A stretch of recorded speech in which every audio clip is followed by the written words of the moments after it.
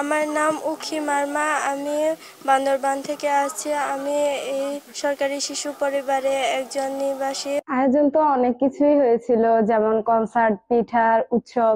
তারপরে সবচেয়ে ইন্টারেস্টিং ব্যাপার হলো যে হাঁস পার্টিটা, মানে এটা খুবই অসাধারণ একটা মজার বিষয় ছিল। অনেক ভালো লাগছে। আমাদের মেয়েরা প্রায় সাধারণত নাচ গান অনেক পছন্দ করে।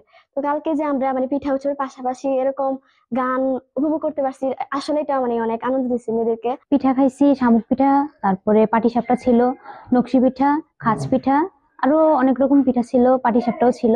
শামুকের পিঠাটা খাইলাম, এটা ভালো লাগছে।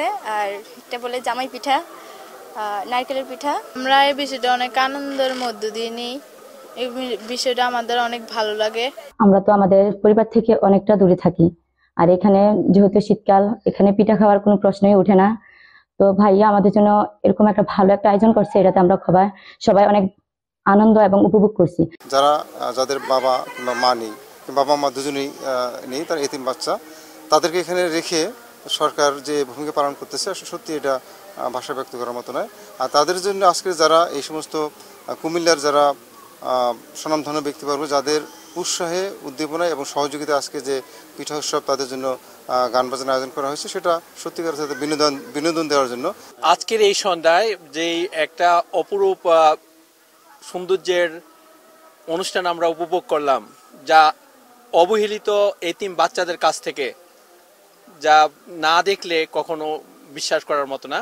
আমরা যারা সমাজে বিভিন্ন স্তরে আছি, আজকে আমরা যদি আমাদের পরিবারে জন্মগ্রহণ না করে ওদের মতো কোনো পরিবারে জন্মগ্রহণ করতাম, তাহলে আমাদের অবস্থানও এরকম হইতো। ওই চিন্তা ভাবনা থেকেই আমি ওদের নিয়ে বারবার অনুষ্ঠান করি।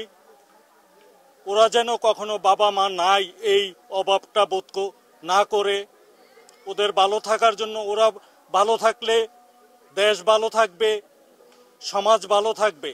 এটাই হয়তো তাদেরকে উদ্বেলিত করে, আনন্দিত করে, উচ্ছ্বসিত করে, স্বপ্ন দেখতে তাদেরকে শেখায়, এবং এই স্বপ্ন বাস্তবায়নের জন্য যা করতে, এই জন্য তারা কিন্তু সবসময় কিন্তু সোচ্চার থাকে।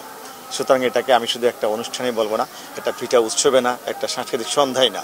এখানে আজকে যারা ওই প্রোগ্রামটা করে নিয়ে আসছেন এখানে, বা যারা এখানে উপস্থাপনা করেছেন, এটা কিন্তু জাতীয় পর্যায়ের একটা প্রোগ্রাম বলে আমরা মনে করি।